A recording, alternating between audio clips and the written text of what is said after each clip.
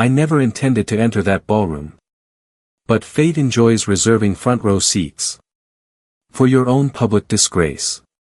The hotel's grand hall buzzed with sound. Music, laughter, glasses clinking like taunting applause. I was only there because her coworker had mistakenly sent me the invitation intended for another, a company party. For her firm. I planned to surprise her. The surprise hit me instead.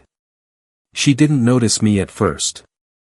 She was too occupied letting her boss's hands slide across her back, too busy chuckling at his slurred jokes. Then the song slowed, and he drew her nearer. His fingers followed the zipper of her dress. My wife. My wife. When she finally spotted me, she didn't recoil. She smirked. It's just for my promotion, she said. Before I could reply, her boss turned. Eyes glowing with conceit. At least I have something to offer, he said. And you don't. The laughter that erupted wasn't mere noise. It was a dagger. But when I spoke, the dagger reversed. You're right, I said. I don't have what you have. But I do have everything you're about to lose. Silence. For an instant, even the music halted. 3 years ago, I met her in a coffee shop. She was loud, captivating, ambitious, everything I wasn't. I was a data analyst, quiet, calculated. She said I made her feel calm, rooted. I believed her. We married a year later. Early on, she'd return home drained but triumphant. Promotions, projects, clients, she fed on it. I supported her, cooked meals, refined her presentations. I thought we were a team. Then came the growing distance, the late nights. The scent of perfume that wasn't hers. The phone always face down. The secretive laughs at messages that no longer fit our home. The decisive clue surfaced 2 weeks ago. Her laptop lay open on the table, a video call still active. She didn't realize I'd seen it. Her and him, celebrating after hours. I didn't confront her. Not then. Emotion is a weapon best held for the ideal moment. While she slept, I started preparing. I wasn't going to shout, beg, or weep.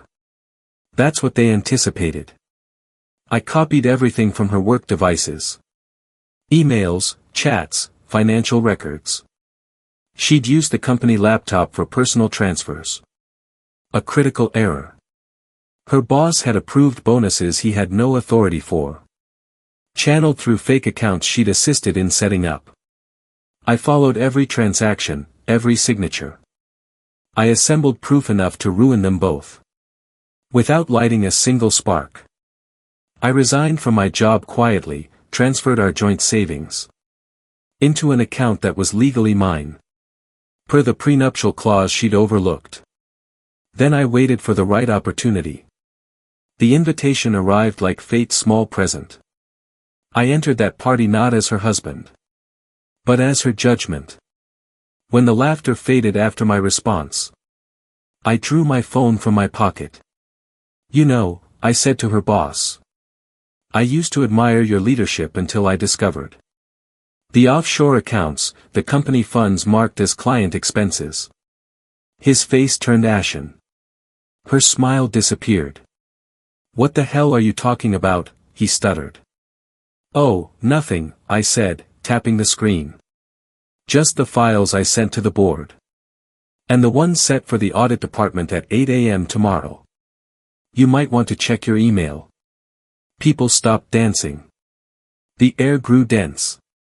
Then I turned to her. And you, darling, your promotion will arrive. Just not in the way you expected. HR will find your name beside his on those transfers. Joint signatures, shared accounts. The evidence speaks for itself. She tried to talk, her lips only shook. I leaned in, close enough for only her ears.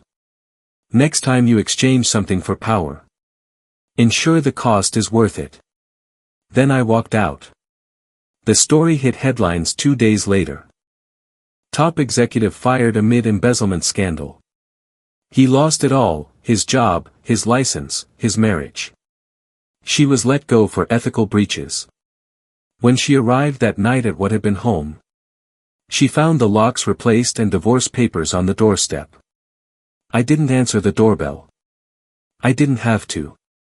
She called, texted, pleaded. Insisted she'd been manipulated. Swore it wasn't what it seemed. But the thing about truth is it doesn't need to appear a certain way. It simply exists. It's strange how peaceful life becomes after revenge. No yelling, no justifications. Just silence, pure and absolute. Sometimes I recall that night, the laughter. The touch, the smirk. Then I picture her expression when she understood. I wasn't destroyed. I was prepared. Justice doesn't always shout. Sometimes it whispers right before the music stops.